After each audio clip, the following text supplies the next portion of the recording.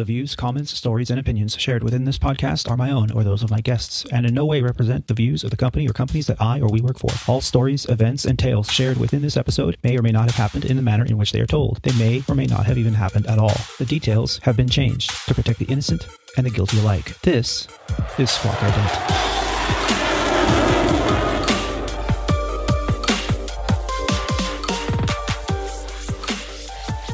You're listening to Squawk Ident, an aviation podcast dedicated to the journey and the challenges surrounding the life and career of Aviator Tony and his guests. Together, we will explore the many pathways to an aviation profession, the realities of what a professional aviator can expect in today's marketplace, and we share many stories along the way. I'm your host, Aviator Tony, an airline pilot currently flying for a legacy airline with close to 20 years on the flight line.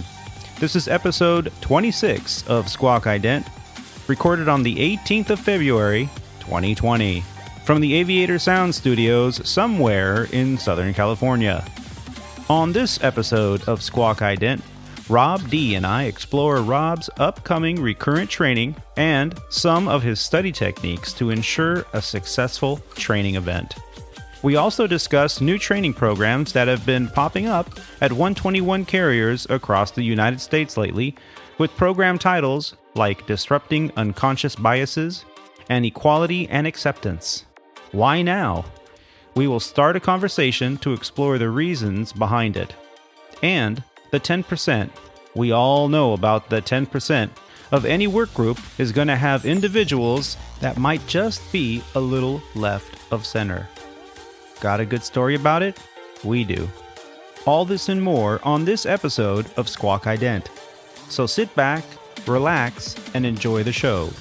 Right after a brief word from our sponsors.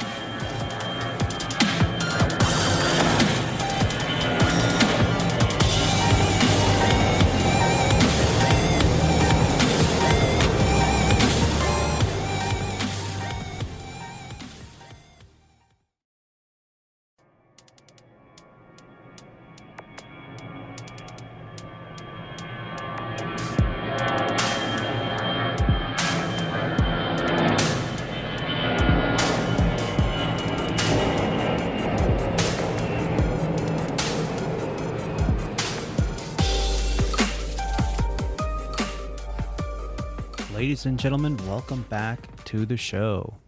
Well, joining us today on Squawk Ident Podcast, he is a former U.S. Air Force F-111 and F-16 crew chief. He's an AMP, an avionics tech, a CFI, II, and MEI flight instructor, a former Part 121 airline check airman, and RC airplane commander, a racquetball champion, and currently a Boeing 737 first officer at what we here at Squawk Ident refer to as Legacy Airlines. Please help me in welcoming Rob D to the show. Hey Rob, how are you? All right. Welcome to Squawk Ident Podcast. Well, it's been a little bit of time. What's it been? About a couple weeks since you've been on the show there, Rob? It's been a couple weeks. I think both of us have been extremely busy, not only with work, but with personal life. So sometimes it's hard to find a time to fit in some podcasting. Yeah, absolutely. And I've been flying quite a bit. And from what I understand, you've been home quite a bit instead of flying. You want to tell us a little bit about what you've been up to and how you've been so lucky to be at home and getting paid? What's going on with that? You figured it out. Well, I think I figured out the trick of how to stay home and get paid. No, really, honestly, it's been luck. I had a trip last week. It was a 3-day trip, and let's see, where do I begin? Basically, we were delayed every leg of the trip. I mean, it was just one of those trips that you just do your best to get out on time, and there was always something that delayed us. So last week it was weather, it was also maintenance, and ultimately the last flight of the trip was on time, and it was Atlanta back to Dallas, and thankfully so, because it was the last leg of the trip, and everybody has that get home itis kind of thing at the end of a Absolutely. long work week, especially if you've been delayed all week long. But so that was kind of nice to get home on time after such a hectic week. And then went into 5 days off and personal life. I have two daughters that play volleyball, and they're both on separate teams. Yeah. So my wife had to take one kid to one tournament, and I had to take the other kid to the other tournament, and that was an Yeah. all day long event, Saturday and Sunday. So uh, they both did really well. It was fun to watch them play, Excellent. and then anyway, so then this week I had a trip that actually started today Uh, at 9:45. However, I got a call a couple days ago from we call it at at our legacy airline standards, and they called me and told me that they're going to remove me from 8 legs of my 4-day trip, which wow. basically leaves me one flight to the overnight on Thursday night and one flight back to home base on Friday morning. Excellent. So it's Absolutely basically excellent. rock on, man. Right on. So, uh, 21-hour trip, gonna fly 2 hours of it and get paid for 21 hours. So, hey, if I could do that every week, I will. Man, and I'm sure there are plenty of listeners out there that are thinking, okay, how did you do that? And like you said, just lucky, you know, It's luck. It's it pure really luck. is. Yeah. But so you were supposed to fly a trip today. You got called from standards and they said, hey, yeah, you're being displaced. And for most of Yep. it, and Yes. now all you have to do is it's basically a 2 day, It's a it's a one 2-day legger trip. for a day. Yeah. It's a senior dream trip scenario where you just fly one leg to the overnight, have a short overnight, and you sign in relatively late in the evening, uh, get to the overnight, have your minimum rest, and then fly right back in the morning, Yeah. and pretty much back less than I guess less than like 15 hours on the road. Wow. So Yeah. that's perfect. And I was displaced a couple weeks ago. I don't know if I think you and I had a conversation. I called you and asked you a little bit about it because That's right. same scenario, except I didn't get that phone call that you got from Standards. Yeah. I a couple days before the trip, I checked my schedule. I had picked up a 2-day trip to Kona. I mean, super senior trip, and I really, I just thought, wow, um, somebody was giving it away and they were paying $300 to whoever would pick it up. And it was on one of Wow. our boards from one of our third party apps that you can voluntarily be a part of for a small fee every month.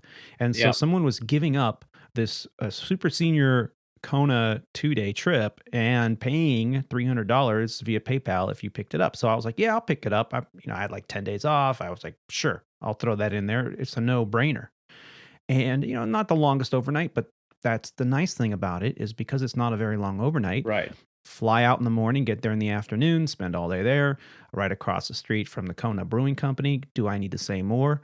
And, the next day, mid-afternoon, you fly back, you land at LAX like at 10:30, 11 o'clock at night, you fly home, and you're back in your own bed. So, hey, great. Well, 2 days prior to the trip, I checked the schedule, and it wasn't there. It just was Ah, gone. So I checked what? my monthly schedule, which is another form that we have to check via the app that we have for our company at Legacy Airlines, and I was displaced due to training, a DT code, right?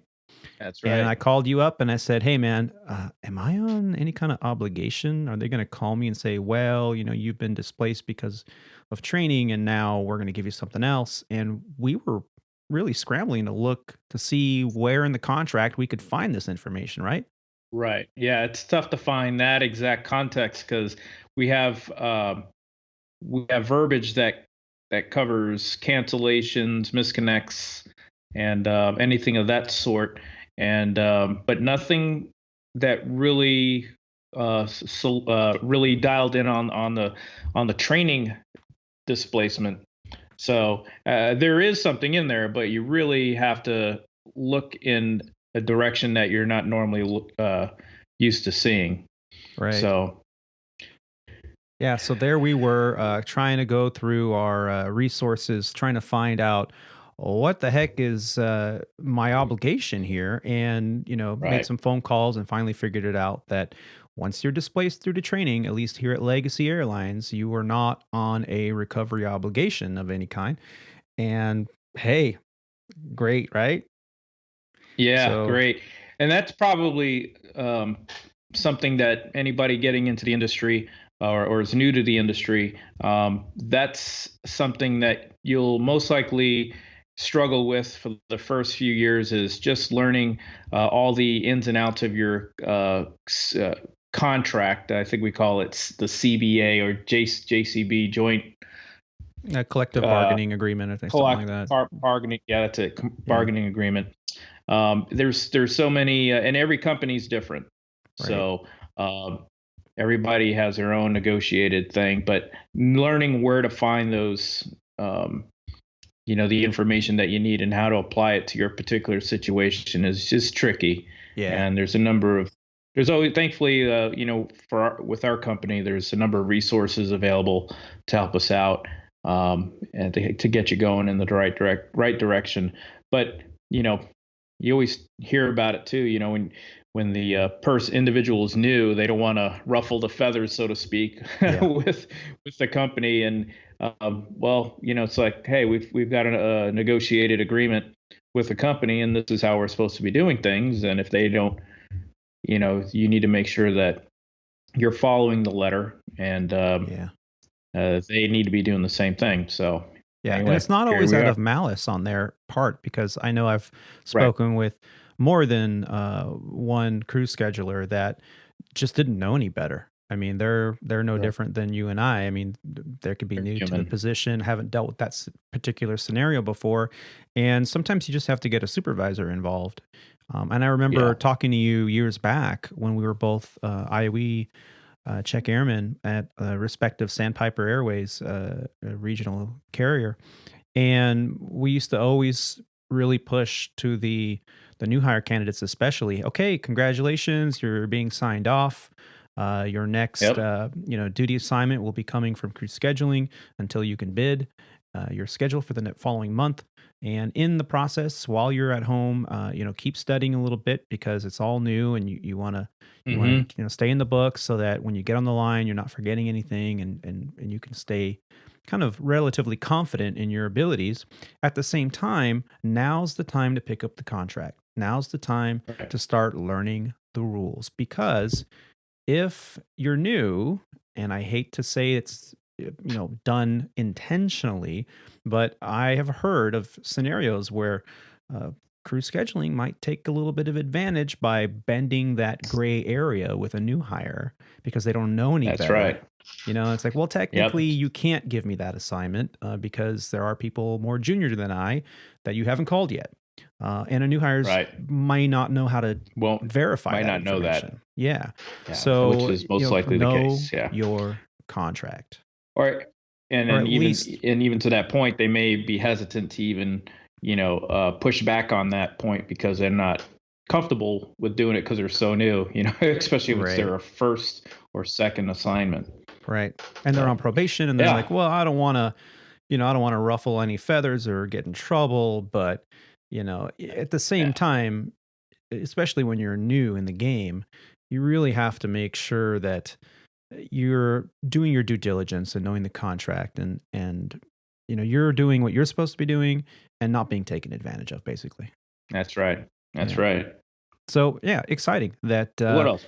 in this time at home, have you been using this time to do anything like, I don't know, study for recurrent training? Yeah. Speaking of IOE and stuff like training, I do have recurrent training coming up next week. So I have been actively studying my material that the company gives us for recurrent training. So I don't know about you, Tony, but I always get what some refer to as check rightitis. Yep. I always feel like I'm underprepared. No matter how well I know the information, I always just go in with butterflies in my stomach, and um, the outcome is always great. I've always had a good experience in training, but for some reason, I show up there and palms are a little sweaty. Hmm. A little bit of sleepless night before. I don't know. Do you get that?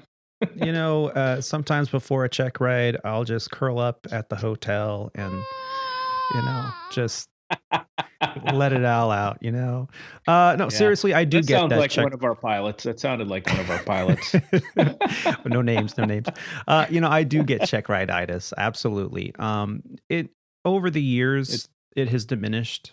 I know that I stand here on the shoulders of all those that came before me that have pulled me aside and said things like, a month prior to your check ride, you should already have been studying for a month, and not exactly. like every day, in the books and, you got your thinking cap on and stuff. No, but at least reviewing some of the things that you are expected to know, like limitations and call Limitations outs. for sure. You know, Yeah. day in, day out, you and I were doing, visual approaches, ILS approaches, maybe an occasional GPS approach. When's the last time you did a single engine VOR, right? Oh, it was 9 months Never. ago when you were in the simulator. It was, yeah. Hopefully you'll never have to do that out on the line. So And knowing those hand call flown outs, for sure. yeah, hand flown. Yeah. Go ahead and turn the autopilot off there. So, yeah. So do you have any training prep um, like scenarios that you go through? Well, the company does a good job of putting out the materials that you need to study ahead of time. They provide you with some videos to watch, as well as a great app for studying systems. Um, and so what I did was I've been reviewing the systems that are required for this particular recurrent, and some of the systems like pneumatics, air conditioning, pressurization, electrical, ice and rain protection system. So I made sure I went through those, reviewed those systems over, and refreshed my memory on how they worked and some of the non-written limitations that exist with some of those systems. Hmm. And then of course, like you said, limitations. You got to know the hardcore limitations, bold-faced, by memory, no exceptions. And then also refresh yourself with emergency equipment, oxygen, how to use the PBE, the location of the PBE and the fire bottles, and crash axe and all those other pieces of equipment that are on board the Sure. aircraft that you may need to use in an event of emergency. Um, I also reviewed some of the uh, uh, wind shear and ground proximity warning system training that you hopefully you never see, you'll never hear about it or see it on the flight line. But then again, this is when you need to train, is in the training event. So refresh myself with all the procedures pertaining to um, wind shear escape, how to recognize wind shear, some precautions to take on departure and arrival, and also since we fly into mountainous terrain, ground proximity. Uh, make sure you're familiar with how the terrain mode works on our airplane, and um, just making Yeah. sure we're safe in that environment. And then just standard, V1 cuts, engine failures, those scenarios, climbing out single engine performance, uh, following our special engine out procedures that we have on Hmm. departure and missed approaches. So just making sure that I'm all brushed up on that stuff, because like you said, we hardly get to do it on the line, thankfully. Yeah. But you need to be ready to go. So I want to make sure I know how to do that without skipping a heartbeat. So And you pretty got much those. stick with the company's provided material, or do you use any third party apps I or anything? do.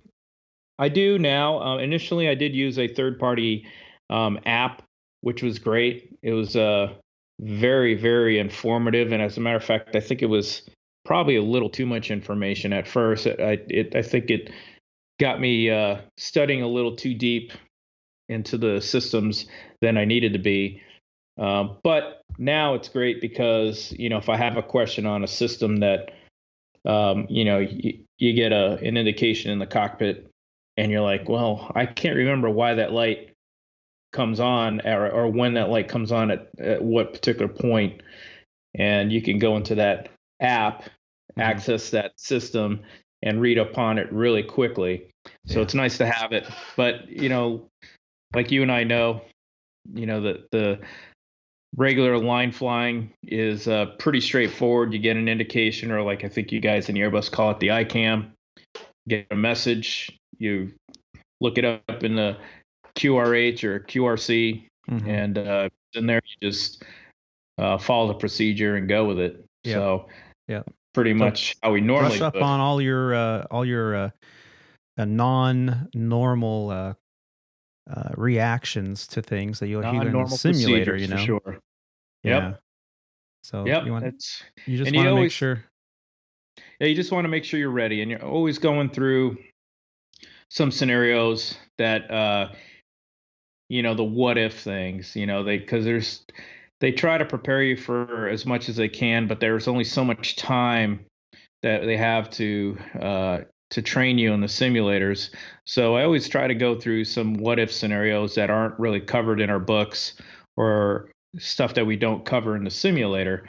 Like, for instance, you're on short final inside 1,000 feet, fully configured for the landing, and you fly through a flock of geese accidentally, and it shells out an engine on short final.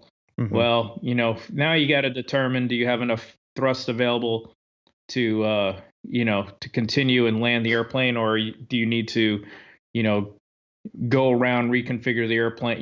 It's so hard to come up with just a theoretical scenario, because it can go in so many different directions, that these are the things that I always think about. Right. If I was in this situation, this is what I'm going to do. Right.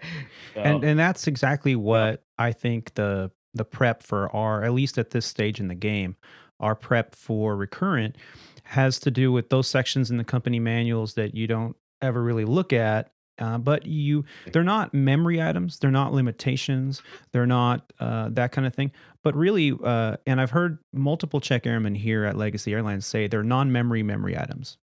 So what are you going to do when you're flying along and you hear, you're flying in and you're, oh, this is great. Oh. Terrain. Pull up. Okay, let me check my manual. Let me see what my manual says.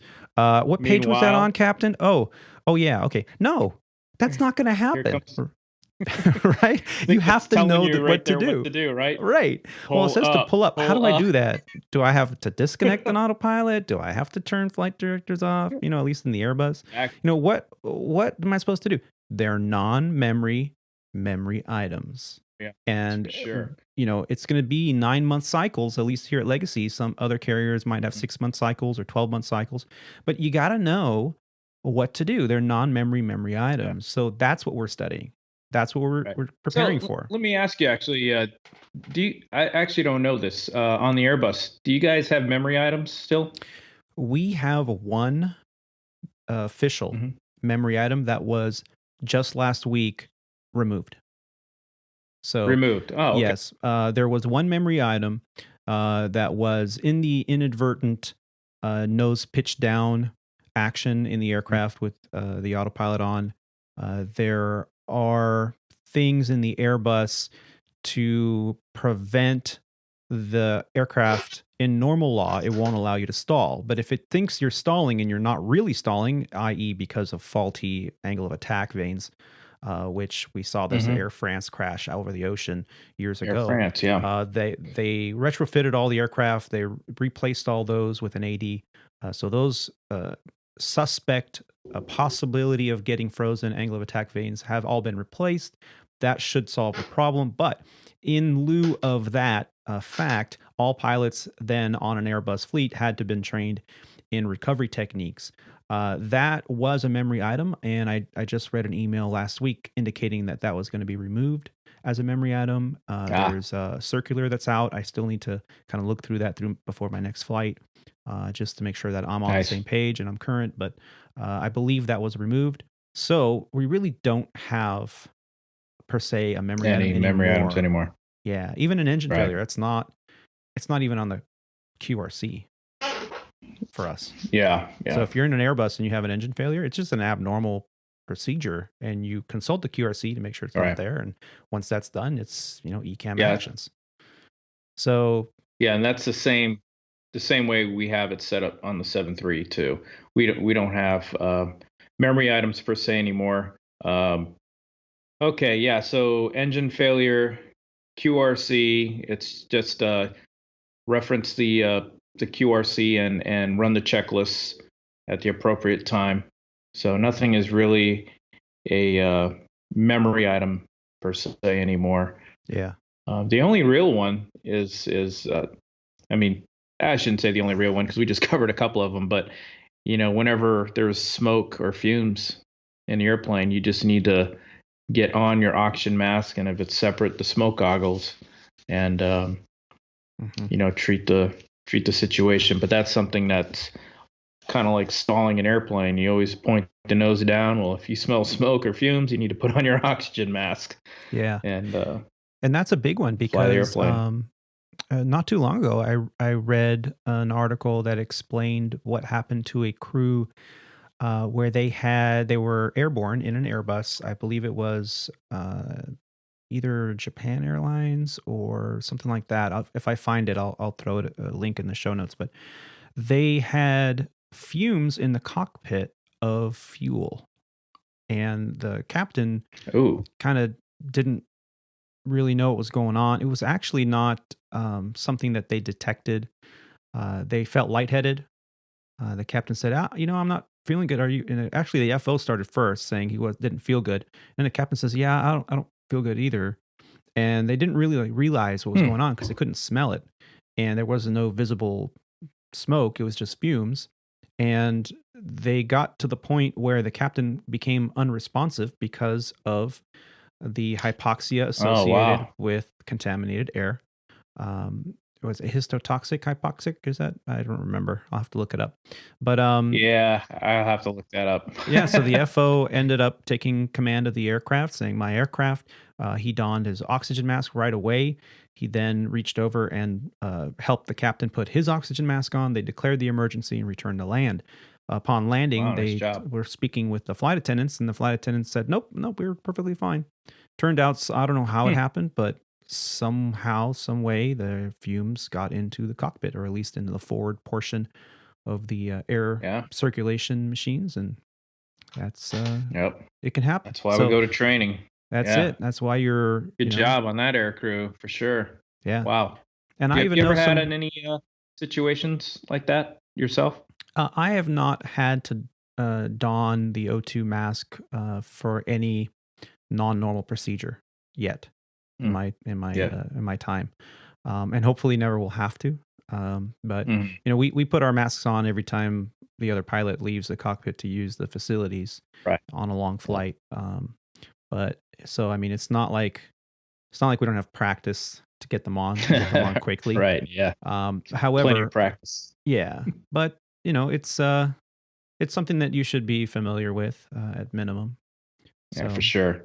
So I understand you were telling me that you have a new class in your schedule, and I know I kind of told you about what I went through my last recurrent. There's a new program that most of the U.S. airlines are developing and introducing to not just the pilots, but the flight attendants and really all employees. Here at Legacy Airlines, we have over 130,000 employees total, and it's a program that every single one of them is now being required to participate in. Do you want to talk a little bit about that and how you prep for that? I was actually going to ask you. I've got this in my schedule. It's called Disrupting Everyday Bias Training. Hmm. So, what is that about? Yeah. I Well, think you just went I was through through a it. couple months ago. Yeah. Um, Hmm. it was a class that it took a few hours to participate in. Our particular class was only for the pilots. And then we also had a joint flight attendant and pilot class that was a little bit different subject. But on this subject, this disrupting everyday biases was how Legacy Airlines is really attempting to mitigate all the issues with personalities and Right. lifestyle choices and people that get offended by topics or get offended by what's being said or actions Yeah. that might have Right. happening on the flight line. And what is an unconscious bias? That's the first thing that we really should tackle here. And I was looking it up at diversity.ucsf.edu, which is San Francisco University, California, San Francisco website. They're talking about there are different types of biases. There's a conscious bias, Hmm. which is also known as an explicit bias, and there is a unconscious bias, or also known as an implicit bias. And it's important to note that biases, conscious or unconscious, are not limited to ethnicity and race. Though racial bias and discrimination are well documented, biases may exist towards any social group, one's age, gender identity, physical abilities, religion, sexual orientation, weight, and many other characteristics are subject to biases. So, what is an unconscious bias and why are we learning about this? Well, according again to UCSF diversity site, it is an unconscious bias are social stereotypes about certain groups of people that individuals form outside their own conscious awareness. Everyone holds unconscious biases and beliefs about various social and identity groups, and their biases stem from one's tendency to organize social words by categorizing. Unconscious bias is far more prevalent than conscious prejudice and often incompatible with one's conscious values. Certain scenarios can activate unconscious attitudes and beliefs. For example, biases may be more prevalent when multitasking or working under time pressure. So we went through this here at Legacy Airlines, and all the pilots got into a Hmm. room. Your captains, first officers alike, all different types of equipment. So you put the group together, and we went through exercises. They would show pictures Okay. of people on the projector, and they would say, "Okay, is this person trustworthy or not trustworthy?" And you had to, rate them on like a card from 1 to whatever 5. And then you would leave your card, you would partner up with another pilot, and then you would talk about why you did that.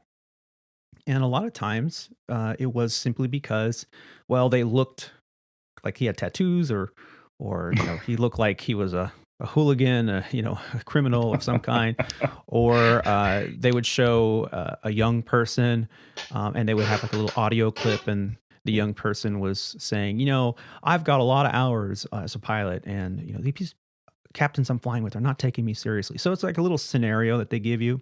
So you Yeah. listen to this like 30-second audio, and then you would have to answer a question. It's like, do you think this person is justified in how they feel, or do you think that they're just complaining and soft? And so you would have to Yeah. rate that, and you would talk about it. And a lot of times at the end of it, they would then re-show the photo of the person, and they would tell you what they really did in real life. Like the guy that was all Ah, tatted up, he was like the owner of a Fortune 500 company, nice. worth millions, and was a lawyer and had all these Hmm. educational certificates. And then Yeah. and they would go on and back and forth, and the people that you would think were trustworthy were like, oh yeah, they did time because of Hmm. criminal activity. And so it really was an example of how, even though you can think that you're, all about equal opportunity and that you're a kind person and you're not prejudicial in any way, it was an example on how we can be because of just some unconscious perception that we have about the people around us. Right. Yeah. And Yeah. really, the That's question was, why are we doing this? right? Yeah. How does this Yeah. affect my job?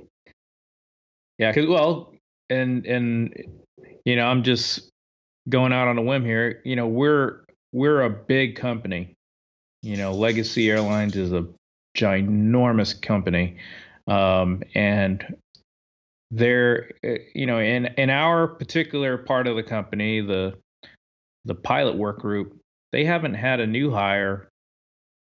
Well, I mean, we're all new hires, you and I now, but up until the time that we were hired, they haven't had a new hire in forever. Yeah, the lost So some decade. of the Yeah, lost decade. So some of the youngest pilots were, in their, 50s, 40s, right, and 50s. right. So here we come, all the, the regional airline pilots, the young guys, coming on property, and we're bringing a totally different dynamic as far as personality Yeah, and upbringing and history and experience to the work group that these guys haven't experienced in a long time. And then, on the other side of the door, in the cabin crew, it's the same thing. You're getting a lot of these newer employees back there, newer flight attendants that have never worked in the industry before. They're, either they're fresh out of high school or fresh out of college, and or it could be anything. They're coming in from all walks of life. East Coast, West Coast, center of the country, north, south, islands. So they're coming in with all different types of diversities and backgrounds, and now they're being forced to work together, get along together in a very, very, compact, tight. We're all feeling the squeeze yeah. We're in the inside these sardine can airplanes. together, right? We're in a sardine can, Yeah, exactly, and so you have to, obviously respect everyone else's. Um, their I'm sorry, diversity and sure. Yeah, diversity, exactly. Lack of a better term for myself is, Yeah, you have to treat others as you wish to be treated yourself, yep, and try to get past the first impression part of it because, like you said, with that one tatted up CEO, Fortune 500 millionaire, you never know who this person is or where they came from or what their background is, right, and you can't judge that just by a look or first impression. right. I have So. people skills. I am great at dealing with people. Can't you understand that? What the hell is wrong with you people? And this is really this is what we're talking about. The Bobs. The people skills. So, and we asked in class on my last Mhm. recurrent, we asked because there was a captain who asked. Okay, in all Mhm. fairness, he's like, "What the hell are we doing here? Why are we doing all this? I am totally including all my crew. I don't care what you look like, and is this really a problem that we have to sit here and go through these the way he didn't put it so gently, but he's like, "Oh, it's, touchy feely stuff, man. What are we wasting our time here? And what is the reason?" Well, of course, the people that were leading the class said, here at Legacy Airlines, we're trying to make sure that, we're doing this so that we include everyone and we learn just how to recognize these unconscious biases. And we were fortunate enough to have a union pro standards person in the room. Now, for those of our listeners here that don't understand what a pro standard is, the union at least Legacy Airlines has a department that is dedicated to professional standards. Let's say I'm flying with Rob, and Rob says something that hurts my feelings. You're ugly. Yeah, thanks a lot. You hurt my feelings. So I could approach Rob and say, "Hey, you kind of hurt my feelings there." And then he could probably respond with, "You disgust me." But, that would probably make flying together difficult. But that's a clear-cut case, right? What if Rob just kind of like doesn't talk to me, but talks to everybody else, and maybe it's because I perceive it as being because I'm a very good looking Italian guy who runs a lot and is in great shape. Maybe he's prejudiced against me. Who knows? Whatever. And I'm afraid to confront him, or I have confronted him, and there's no resolution. The first step I would do would be go to a professional standards individual. I'd give him a call and say, hey, I'm flying this trip with this captain, and we had kind of a little bit of an altercation, or I feel like he's did this or she did that, or I tried to do this and it didn't work, and they are the mediators, the go-betweens.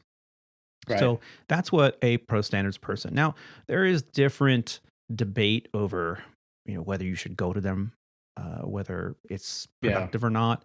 I think it's a tool, and whether or not you use that tool is up to you, but just the fact of knowing that it's available to you is important. Yeah, it's nice to know that's there. Yeah.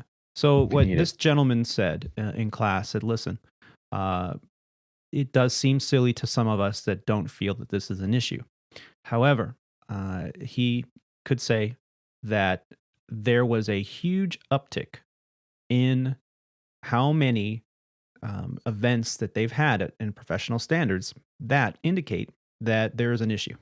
And the issue, he said, for the most part, traditionally, they'd get like 4 or 5 calls a week from flight crew members having an issue flying with their co-pilot or with their captain or however, and they wanted it resolved and they couldn't resolve it themselves. So they bring in somebody that would call both parties and act as a mediator and say, hey, man, how can we resolve this? And if it couldn't be resolved, they would remove one or the other pilot off the flight, and they'd be replaced with another. And then, hey, if that's the case, that's the case. He said that they've seen a huge uptick, and a lot of times it's between someone in the age bracket of a boomer versus someone in the age bracket as a millennial. And as like you were mentioning, Rob, that we're getting more and more regional pilots that are flowing through or just getting a job because of the forced retirements that are happening here. That's right. That now you've get these, not just one generation like you and I, we'll fly with these captains and, maybe they're 10, 15, even 20 years older than us. Now they could be sitting next to a 20-something-year-old and they're a 60-something-year-old. These are 2 generations away, and there's a huge disconnect. So big time.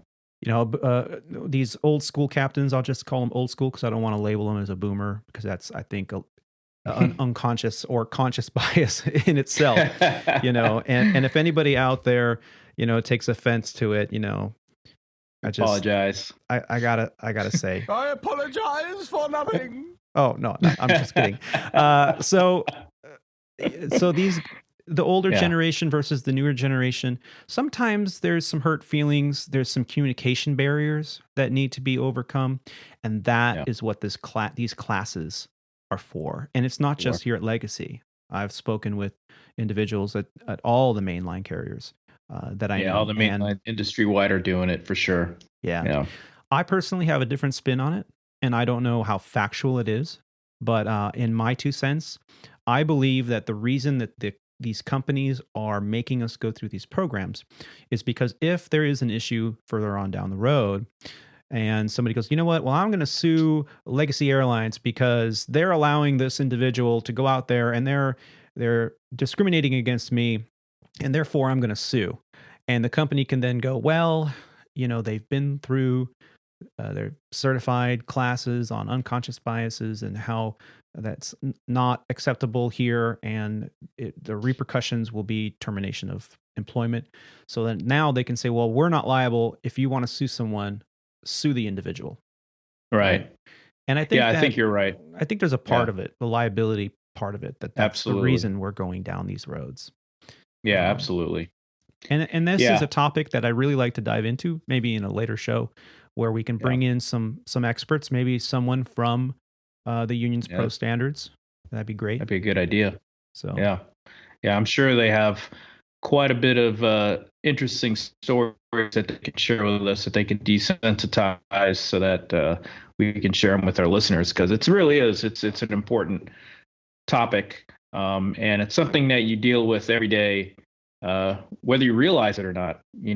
And how many times do you work a flight, and you have a crew of what do you get? 4 flight attendants in the back, maybe. Yeah, about 4 or 5 if 6 you're doing JFK at some point, depending on. Yeah, sometimes.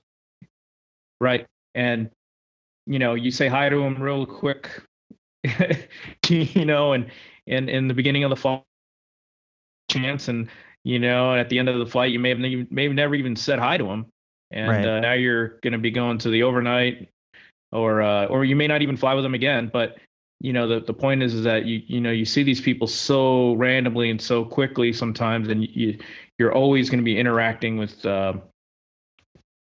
people that you just met, and Right. you don't want to step on any toes and stuff like that.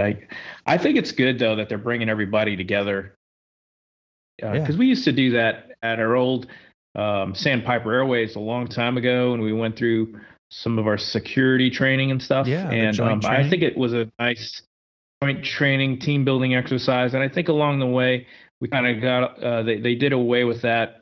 Maybe it was just too time consuming, and Yeah. they tried to streamline a lot of our training, using home study courses, and they can now push things to our iPads and stuff, and they did away with that. And I think that created, I wouldn't say created, but I think it kind of it doesn't help the situation that we're talking about now, because we don't get to interact more than we do now. Because Right. how often are you on a flight, and you go long flight, and you're you know how often does your flight attendant even check in on you?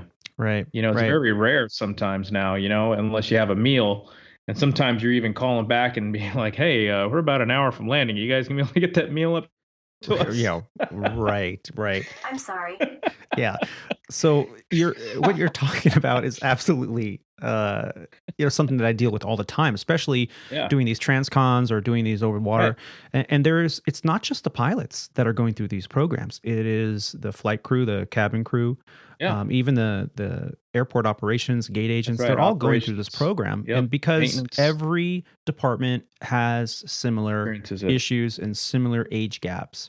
I had a Yep. discussion just the other day with the crew about old school flight attendants versus new school flight attendants, and it's like, because we're getting both, right, at the legacy, and the old school would call and check on you every couple hours, make sure you need anything, Yeah. a bathroom break, because they would call when it's convenient for them. So Yeah, it's smart. exactly. They're like, okay, well, I'm in between service right now, so Yeah. you want me to heat up your meal for you? And the meal comes and it's all prepped and everything's great for those flights where we get a crew meal. Yeah, your butter's already underneath the bun, and it's it's melting, all- and it's perfect and ready to go. Exactly. And then you get the kind of the more newer flight attendant or newer generation, and they're not calling you because they're like, I'm sure they'll call if they want. Or they'll call you and go, okay, your meal's ready. And you're like, well, I Right. still have like 4 Yeah. hours in the flight. Okay, I guess. And then the meal comes up. It's still wrapped in saran wrap. It's cold. There's, Yeah. It's Yeah. missing Your things. butter's cold. There's no butter. There's no bread. There's Yeah, salad, you get no the dressing. butter but no bread. And you're like, really? Or my favorite, no utensils. It's like, oh, okay. And so, okay, and then you got to call back and you got to open the door again. I mean, it's just like little things like that. And amongst themselves, sometimes you even get a crew, especially when you have 4 or 5 crew members back there. And now, like, Yep. one's not talking to number 3, the number 2 is, fighting with number 4. And so I try to stay out of that because I try to keep it Yeah. all happy, And that's, I just don't want that drama. Right. So this is an important thing that we're all having to go through right now. Here we are in 2020, grown ass individuals, men and women, and we're going through these, how to be nice classes, Yep. Yep. But you were telling me a story earlier about, one of the reasons I think we're having to do these is because of the 10 percenters. Those we do. We pilots. There's always that one in a group that ruins it for everybody else's. This is why we can't have nice things, kind of thing. Yeah, I'll tell you the story, and the listeners, and of course I'm not going to name any names, but So I was on a trip, and this is back in our Sandpiper Airways days. I was on a trip, and we were in Miami on a like a 2 or 3 hour break, and we decided to go get a meal.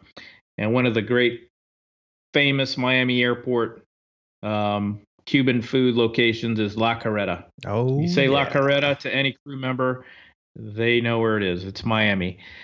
So anyway, we got in line at La Carreta, and we got behind a another air crew. They were an air crew that, and I can't remember exactly what airline they were from, but it wasn't Sandpiper and it wasn't Legacy Airways, but it was another air crew, one of our competitors, and they were in line also getting a meal.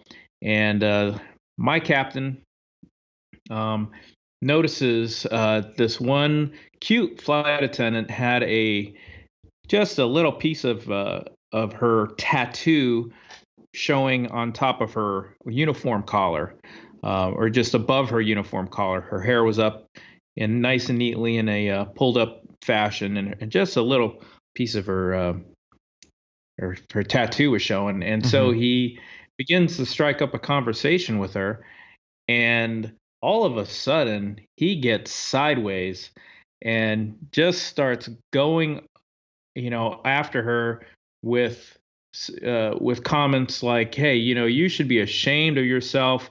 Why my company doesn't allow us to have any tattoos showing.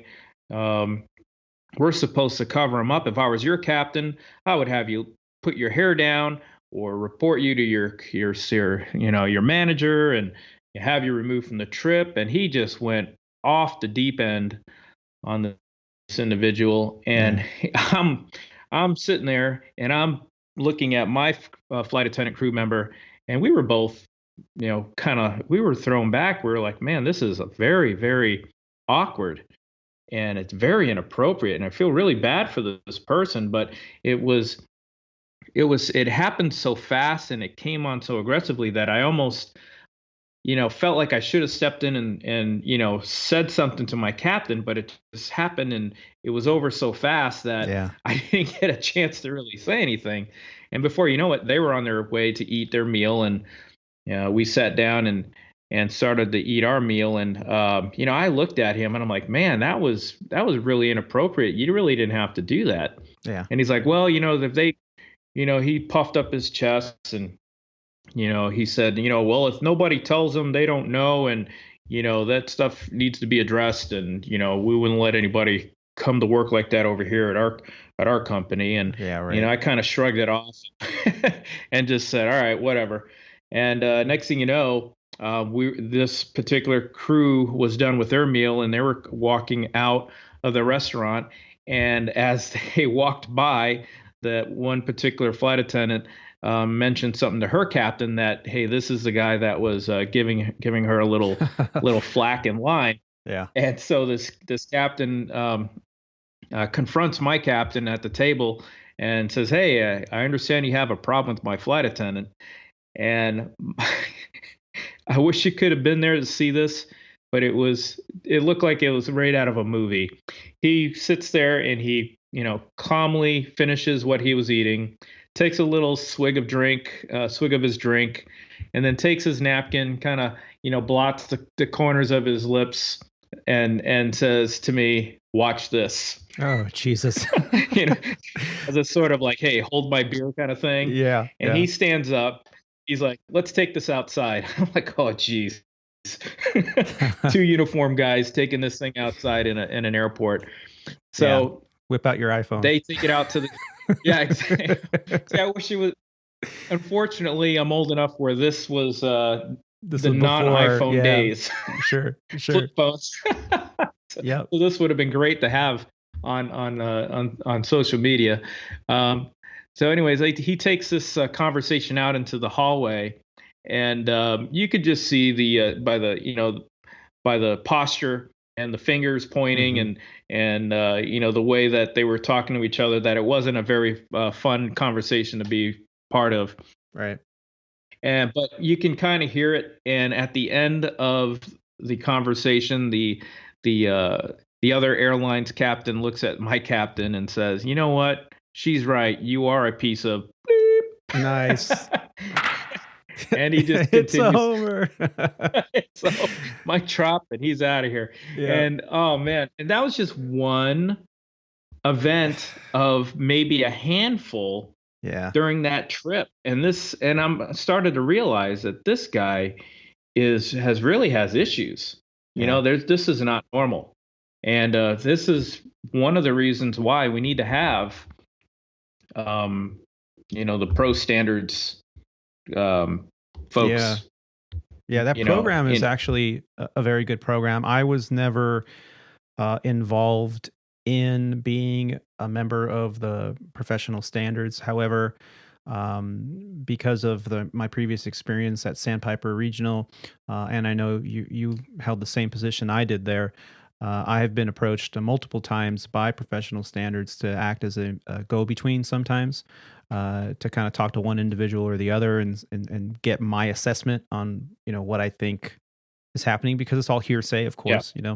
And unfortunately, this is not old school where we can just take him down to the schoolhouse and put him in the ring and be like, all right, have at it, boys. Just go ahead, take care of it, and the winner, yeah, at the end, shake hands and it's all good, right? And that's the problem. I think also there's a bigger picture here with society as a whole. Just because I disagree with you doesn't mean that I hate your guts and I want you dead. It just means that, hey, I disagree with you.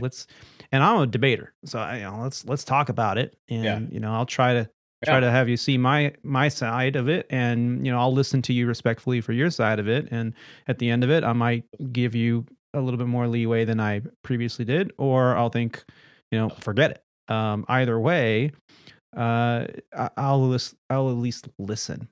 And unfortunately, those kind of ways of confronting individuals that don't agree with you is slowly diminishing, Diminishing for sure. Yeah. Right. So we need these programs and we need the pro standards, and we need the disrupting everyday biases, and we need the Captain Charm school, as we affectionately call it, when someone gets offended. and it's okay. It's okay to be offended. But speak up, I too have had a few run-ins with individuals who, for a lack of a better word, were challenged. Challenged with social interactions, challenged with keeping the peace and not offending individuals. I had one back at the Sandpiper who was infamous, and you may when I describe him, you'll know exactly who I'm talking about. But this individual was famous for the first briefing he would tell you as soon as he got in the cockpit is, "I will be making all PAs. My FOs do not make PAs." Like, okay, that's fine. And at the time, the FO, the non-flying pilot, or the pilot on the ground, would make the PAs. Because the captain was taxiing. But, I'm making all PAs, right? And then later on, I was also told he used to carry around his own sheets in his kit bag. So when he got to the hotel, he made sure he changed the sheets on the bed, because he doesn't know who slept there before. Okay, so there was something weird with that. I didn't quite get it at that time. And later on, he looks at me and he goes, Italian? Well, okay. And I thought, well, what does that mean? Okay, fine. Mind you, he was a middle-aged Anglo, pretty white guy. And our flight attendant happened to be a dark-skinned young lady. And, introduced myself to her, and she seemed nice. And after the door closed and we start flying around, after a leg or two, he's like, "Hey, man, if you want to grab a beer on the overnight, I'm going to go check out a couple places. Just don't invite our flight attendant." I'm like, "Well, okay, yeah, sure. Why?" He's like, "Well, I don't hang out with flight attendants. I've had issues." And I went, "Oh, okay." And I saw right through his bullshit. I mean, I know why you don't want to hang out with her. So as soon as we landed and we were at the overnight destination, and we were deplaning, and I turned around and I looked at my flight attendant and said, "Hey, listen, if you want to grab a bite to eat, I'd like to invite you to dinner. Is that okay? And she said, oh, that'd be great. Thank you so much for the invitation. And I just turned around and smiled right at the captain. And he looks at me, and she had walked away, and he goes, well, what the hell did you do that for? And I said, well, I don't leave out any members of my crew. And if you don't want to hang out with flight attendants, that's fine by me.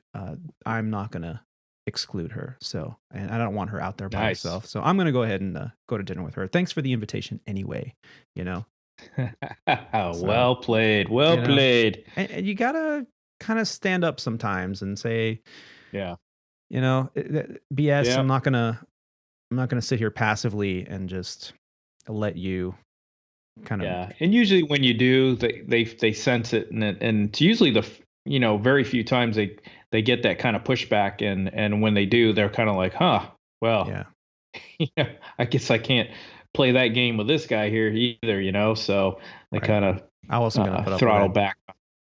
Yeah, right. Exactly. Wow, that's a good one. That's a good one. Yeah, I've never really had too big of an issue other than that one member that I just talked about. We had a number of things happen and along the trip, and should I go into that one story when I got the call from the legal department? Yeah, if you want. Yeah. Well, okay. So the same individual on the same trip, by the way. Well, we had worked a flight into an outstation, and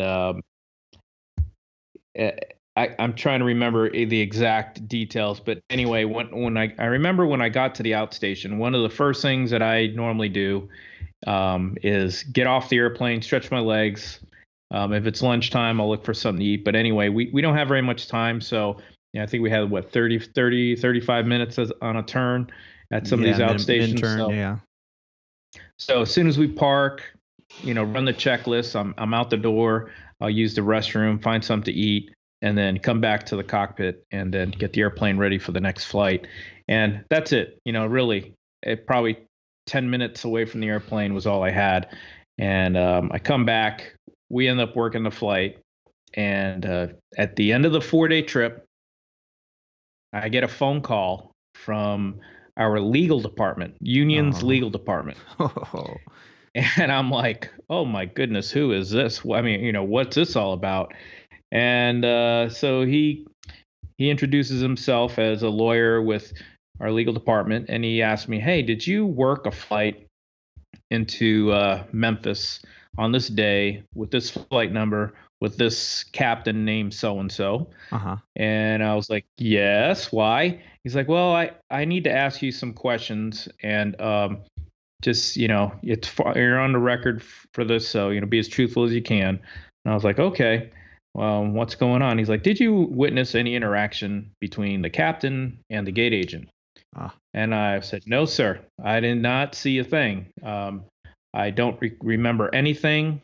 I didn't even see him interact with the gate agent at all.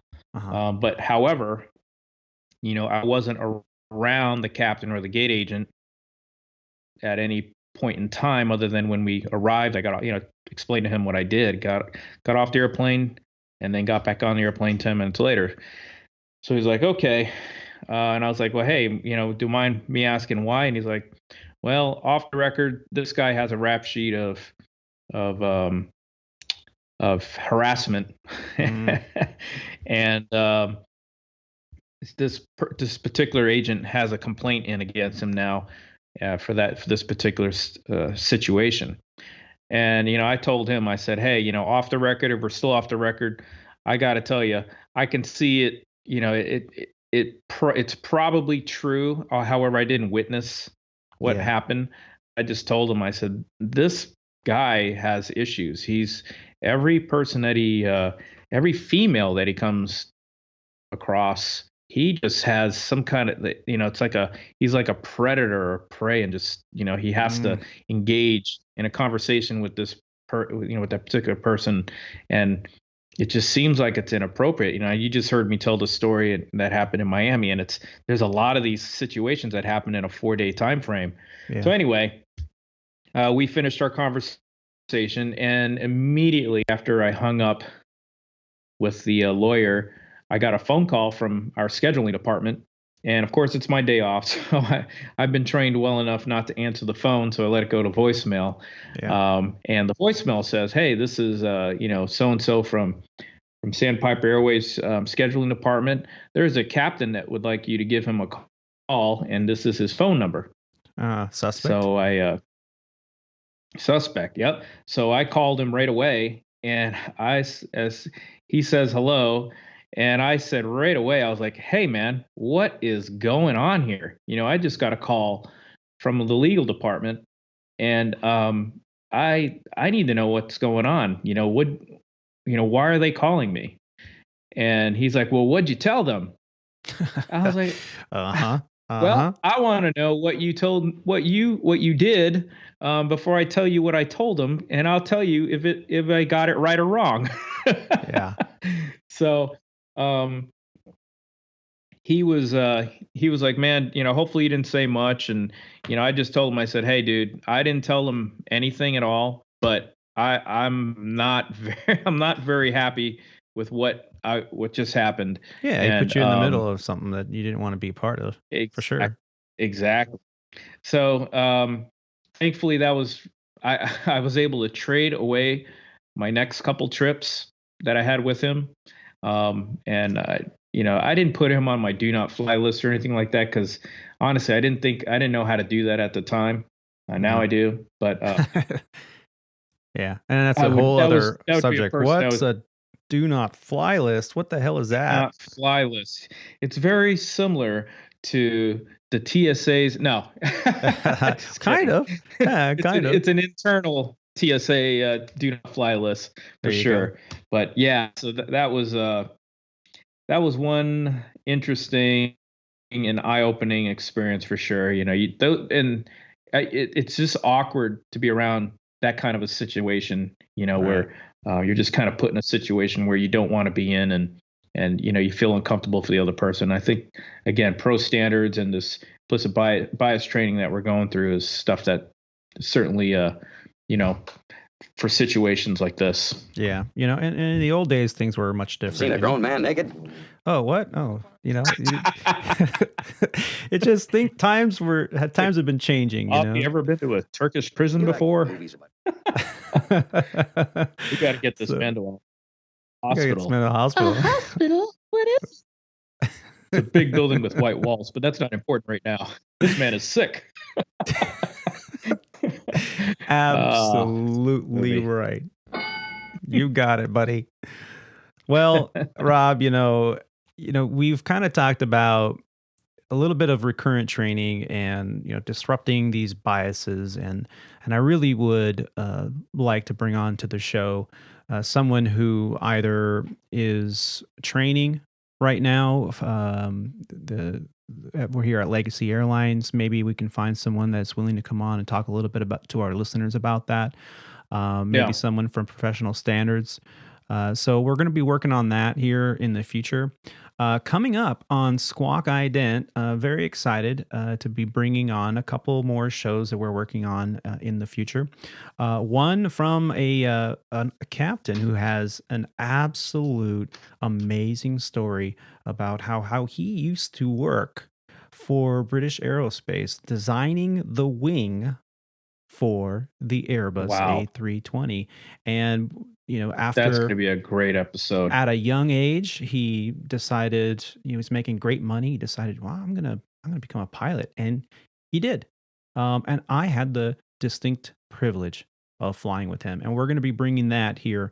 Hopefully very, very soon. Also working with a repeat guest of the Squawk Ident podcast, Mr. Max Friend, and we're going to be talking a little bit about training, working with a couple people, different flight schools around the country to try to get a little bit more information on how someone who wants to get into aviation, maybe doesn't really understand what the best route is to start studying and how to market themselves and what path to really take. And unfortunately, it's not something that you can just say, well, if you do ABC, you're going to reach XYZ.